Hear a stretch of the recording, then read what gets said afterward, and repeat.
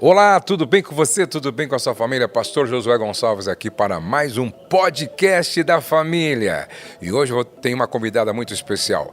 Nós vamos estar falando hoje sobre sexo no casamento, sexualidade à luz da Bíblia e como é importante esse assunto ser tratado dentro da igreja, dentro da família. Você não pode perder. Se você não deu um like aqui ainda, dá um like. Se você não se inscreveu no meu canal, se inscreva. E um conselho, fica até o final, porque muitas dúvidas vão ser tiradas hoje. E depois você compartilhe o link desse bate-papo aqui com as pessoas que você ama e você quer bem, ok? Porque o podcast hoje vai ser muito especial. Ariane, obrigado por ter vindo mais uma vez participar do nosso podcast. Eu que agradeço, estou com meu coração muito feliz, porque, como eu sempre digo, é um assunto importante, é um assunto relevante, é um assunto que cura, é um assunto também, né, que gera uma prevenção, que é realmente revelado, é quebrado, que é falado entre família, gera essa conexão. E o senhor que é um referencial, né, que há mais de 30 anos foi abrindo esse assunto dentro das igrejas, trazendo ali esclarecimento bíblico, né, acerca da sexualidade. Eu acho que esse papo, eu tenho certeza que esse papo vai acrescentar muito as nossas vidas e a vida de todas as famílias que vão nos ouvir. Com certeza. A Ariane, para quem não sabe, ela é sexóloga e ela tem várias formações nessa área e por isso ela construiu uma autoridade não só na internet, mas no ambiente clínico, porque ela atende muitos e muitos casais no dia a dia e dá palestra e tem sido uma benção. Qual a importância deste assunto ser tratado dentro da igreja?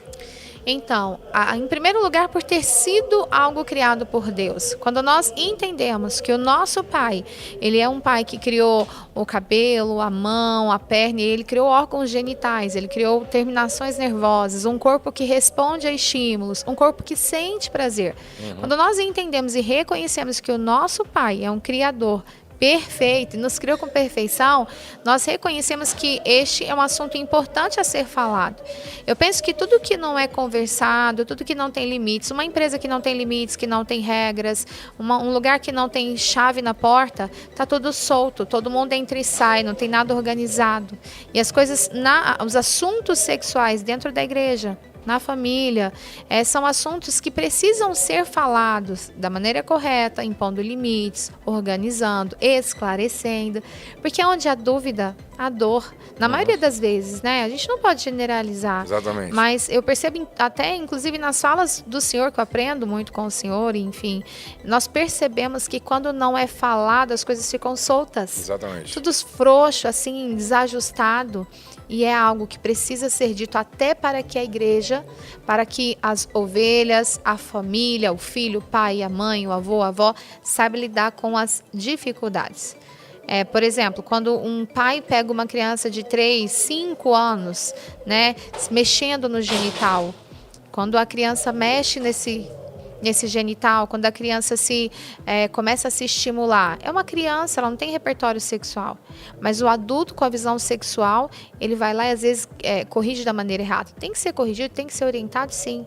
Mas quando não se fala isso dentro da igreja, quando não se fala, não se tem uma orientação clara sobre isso, no ambiente familiar, a mãe e o pai, eles não estão preparados para lidar com essas cenas, né? Você acha que a grande dificuldade de muitos casais hoje de se ajustarem sexualmente tem a ver com a maneira errada como foram educados ou por não terem sido educados em casa?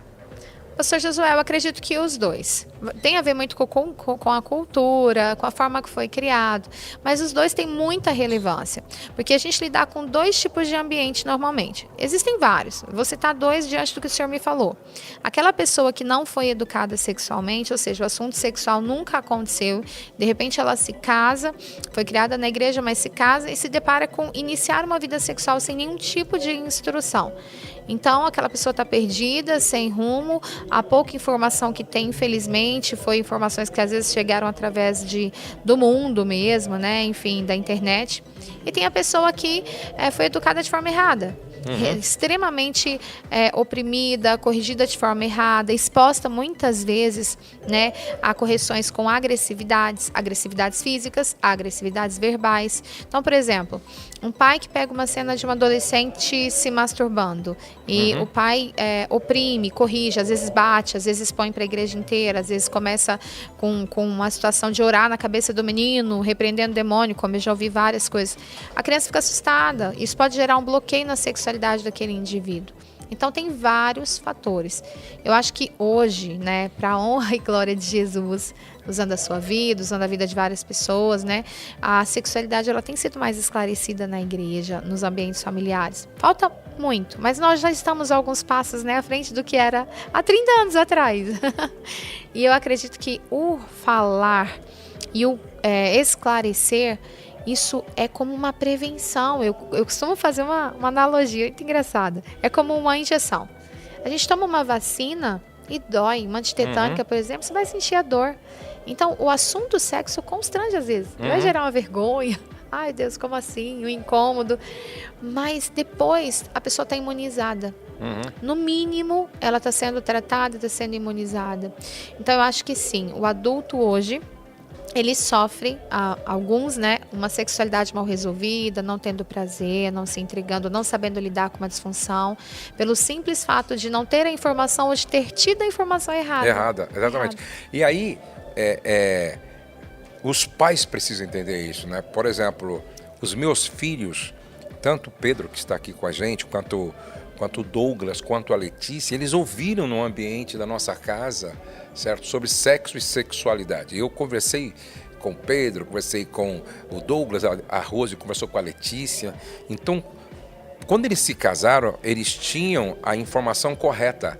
E aí eles não tiveram os problemas que muitos tiveram. E aí os pais precisam buscar conhecer um pouco para poder responder às perguntas dos filhos. Eu me lembro que eu ajudei uma mulher que tinha uma jovem senhora, dificuldade na relação sexual, porque a mãe dela, sendo frustrada sexualmente, plantou na mente dela uma mentira que se tornou uma verdade. E aí impedia que ela fosse realmente feliz na área sexual. Mas agora, qual é a maior dificuldade das mulheres? Você atende muitos casais lá na sua clínica e hoje online também.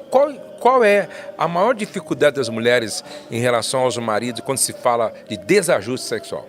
Então, hoje, uma demanda muito grande que a gente tem em ambiente clínico é o desejo hipoativo, falta de desejo sexual, falta de vontade de ir para o momento de intimidade. Existem vários fatores, né, que levam a esse ambiente de desajuste sexual, de baixa de libido, de não ter orgasmo, de não ter prazer, de não ter lubrificação. A gente sempre coloca, pastor, que a sexualidade de um indivíduo é como se fosse uma mesa. Ela precisa de ter os 4 pés em equilíbrio, em sintonia. Então, o primeiro pé é um ambiente emocional. O que eu penso sobre sexo, né? Como eu vejo o ambiente sexual, o que eu tenho construído ali, né? Então, a mente, a gente chama de memória afetiva sexual. Esse é o primeiro pezinho da mesa, né? Interessante. O segundo pé da mesa é a saúde física. Então, essa mulher ou esse homem que tem alguma disfunção, o intestino funciona, bebe água, dorme bem. Como que tá a vitamina B, né? Vitamina B12, vitamina D, testosterona, como estão os hormônios, né? E isso é muito sério. Depois o outro pé é a saúde íntima, saúde genital. Então a gente envolve ali a saúde gênito e gênito-pélvica. Então tem que avaliar como que está a força do assoalho pélvico, tem que avaliar como que está o entumecimento periano, irrigação, a saúde do órgão genital desse homem ou dessa mulher, do aparelho reprodutor, sabe? E por fim, não menos importante, a prática. Tudo aquilo que eu não domino, eu temo. Tudo aquilo que eu não governo está extremamente desorganizado. Então, às vezes, a mulher, né, em si, ou até o homem, não foi ensinado a gostar, a pegar, a tocar, não foi ensinado nada sobre a prática sexual em si. Infelizmente, pastor, nós não somos ensinados a fazer sexo. E as pessoas vão dizer, mas o sexo é instinto. Não, o instinto ele é muito... se a gente for viver só de instinto, nós iríamos estar na rua, sentir vontade de fazer o 2, abaixar a calça e fazer. Por que nós não fazemos as nossas necessidades na rua, na calçada do vizinho? Porque nós não vivemos por instinto. Então, o sexo ele é aprendido como aprendemos a dirigir um carro. Você entra num carro, você tem que entender sobre o retrovisor lateral, central, embreagem. E não se ensinam a fazer sexo, principalmente no meio cristão. E aí muitos cristãos praticam um sexo pornográfico. Né? Aquela coisa de força, pressão, velocidade, com palavras extremamente torpes, fora de um contexto sexual saudável, e acreditam que aquilo é o certo. Então, o quarto pé, a prática, saber fazer, aonde tocar, como tocar, a maneira correta. Nosso corpo tem segredos, né, anatômicos, nós precisamos entender. Então, quando vem esse paciente com essa demanda, tipo, não gosto, tenho nojo, não tenho vontade, não tenho desejo, não tenho lubrificação, não tenho ereção, essa é a maior demanda, a maior de todas. Então, quando vem, normalmente a gente avalia esses 4 pés. Se um deles está manco, ou se os 4 estão desorganizados, ou se 3, a gente vai trabalhar o realinhamento, o reajuste dentro do ambiente clínico e pastoral também, porque querendo ou não, é uma coisa muito séria. Esses 4 pés, eles sustentam, mas o principal, que é o que recobre essa mesa, é o espiritual. Se nós não temos intimidade com o Espírito Santo, infelizmente é impossível ter uma intimidade sexual plena com o cônjuge. Interessante. É muito sério. Agora, uma outra questão muito importante também. Essa é uma pergunta que sempre chega pra gente, né?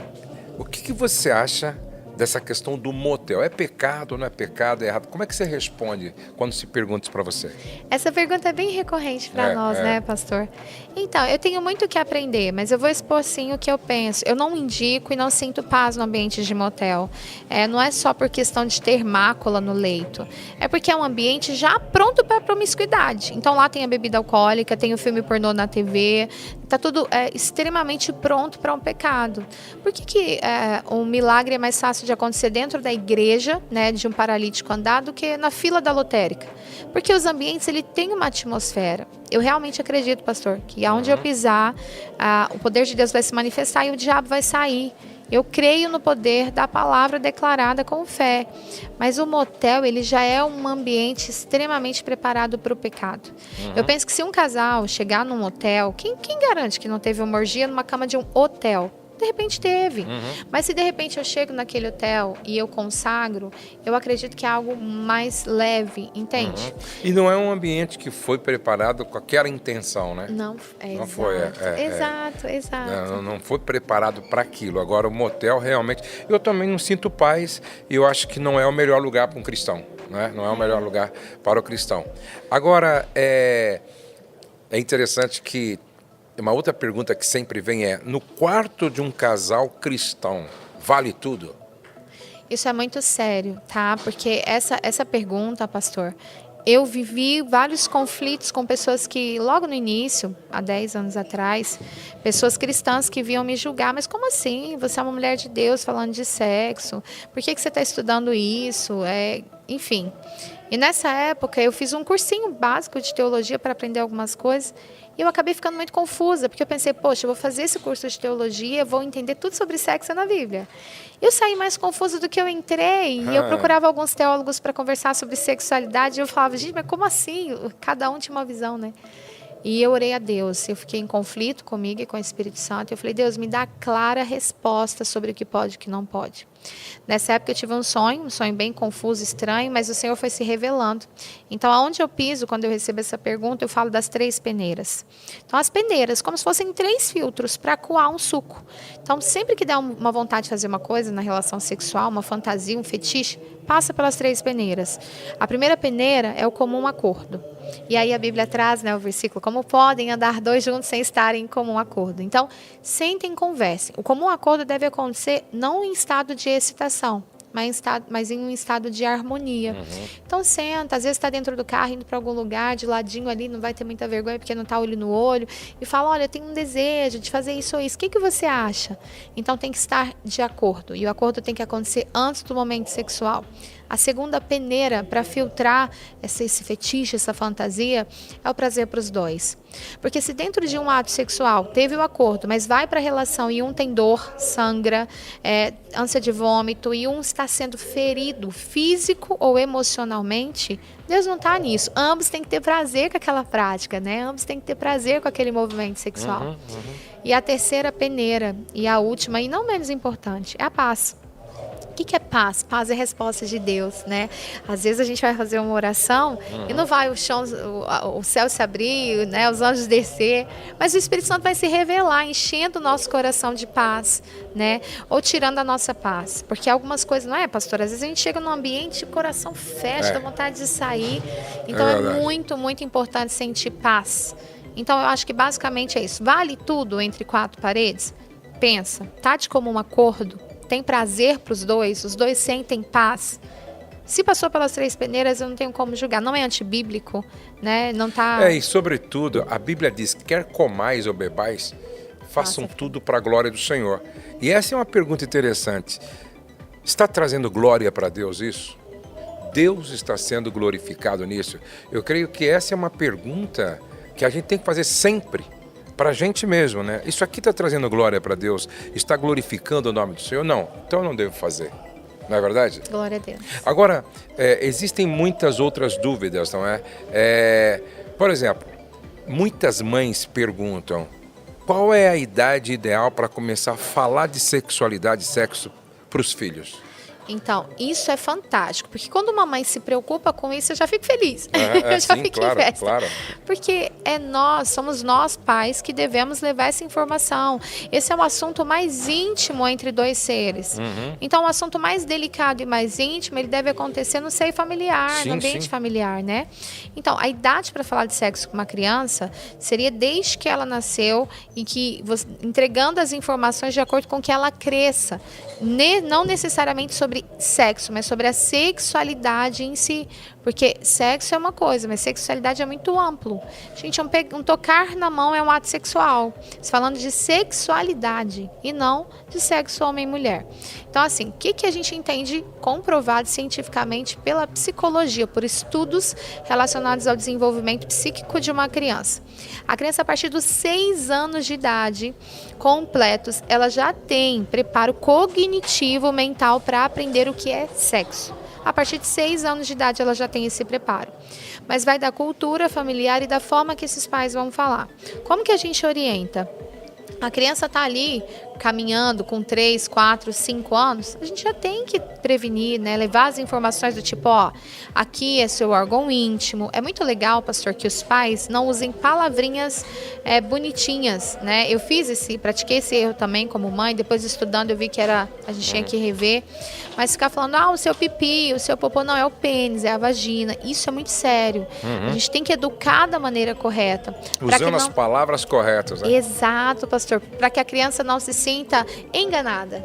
Que quando ela vai lá para a escola, ela fala, poxa, mas eu me senti enganada. Minha mãe me ensinou outro nome, outra coisa. E assim, por vários outros motivos. Então, qual é a orientação mais assertiva? Vamos lá.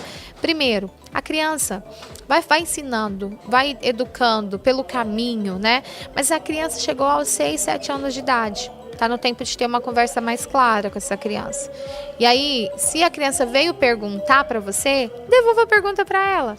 Fala, olha, você quer saber o que é sexo? O que você acha que é sexo, filha? Sorrindo, simpatia, acolhimento, principalmente o acolhimento. A criança precisa se sentir acolhida pelo pai e pela mãe. Não tipo, aonde você ouviu isso? O que você quer saber sobre isso? Não, acolha aquela criança com um sorriso no rosto. Devolva a pergunta. Escute o que ela tem para falar. Escutar os filhos é muito importante sobre esse assunto. Escutou o que a criança tem para falar, você vai passar o seu princípio. É muito importante que você enfatize a afetividade. Como assim? O sexo na internet, ele é extremamente carnalizado. Nós entendemos biblicamente que o sexo é muito mais espiritual do que físico. Então, enfatiza para a criança o amor. Tipo, eu e papai, a gente se ama tanto, tanto, que a gente tem um momento que Deus preparou para a gente, onde papai e mamãe ficam juntinhos. E aí esse momento de amor se chama sexo. E é um momento para adultos, casados, entende? Transborda sobre o seu filho com amor e carinho aquilo que é real, né? Explicou, é muito bom, pastor José, para encerrar. essa fala, que a mãe pergunte: você tem alguma dúvida a mais? Ah, não tem. Pode perguntar o que quiser. E aí fecha, enfatizando: filho, filha, comigo você pode falar sempre desse assunto. Comigo não precisa ter vergonha, eu tô com você. Isso. Porque assim você fecha ali com a criança. Mais tarde vão ensinar alguma coisa para ela, ela vai perguntar para quem? Para a mãe, para o pai. Para o pai. Exatamente. É isso. Foi muito bom essa nossa conversa, que bênção. Obrigado, Ariane, e vamos ter outros momentos assim, tá bom? Assim que o pessoal nunca se esquecer desse tempo aqui, não é? Que nós estamos assim evitando o contato por causa do momento, não é? Mas olha, foi muito bom. A Ariane, ela tem um trabalho lindo que ela faz no Instagram, no Facebook, no YouTube. Qual é o seu endereço no Instagram? É o meu nome mesmo, ARYANNE. Ariane, sexóloga cristã. Tem conteúdo bem legal lá. Inclusive, vocês vão ver muito pastor Josué lá. Siga lá, porque conteúdo. vale muito a pena. Gente, Deus abençoe vocês. Deus abençoe você, sua casa, sua família. Se você não deu um like, dá um like, se inscreva no meu canal se você não se inscreveu. Deixa sua pergunta, sua mensagem, seu pedido de oração aqui. E olha, lembre-se de uma coisa: nenhum sucesso justifica o fracasso de uma família. Você nasceu para vencer. O céu não está em crise, Deus está no controle, nós cremos em milagres. E a nossa família está debaixo da graça de Deus. Até o nosso próximo encontro. Um grande abraço.